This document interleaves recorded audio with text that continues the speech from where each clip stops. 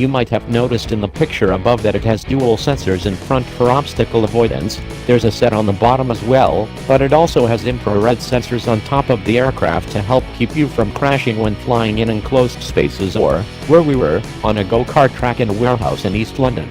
Dual batteries provide up to 27 minutes of flight time as well as redundancy just in case one of the batteries fails in flight.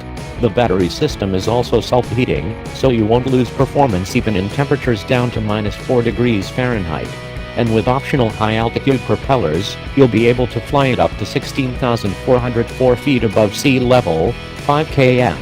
The controls are identical to those on the Inspire and DJI's more affordable Phantom range of drones. If you've had any experience flying them before, then you'll have no trouble getting up to speed here. Even if you're new to flying, they don't take a lot of practice to get going. The controller, too, remains almost identical. It's comfortable to hold and has a mount for your tablet or smartphone which acts as the display for the camera.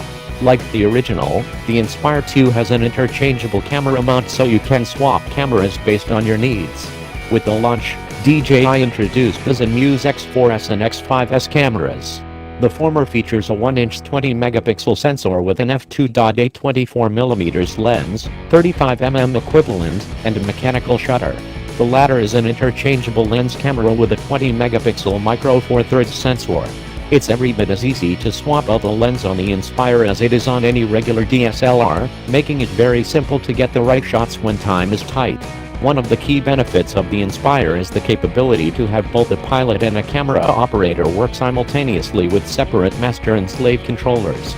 On the Inspire 1, this requires the pilot to navigate using the live video from the camera, which might not always be pointed forward. The Inspire 2 adds a second first-person view camera that gives the pilot the best view for flying, while allowing the camera operator to set the ideal shot.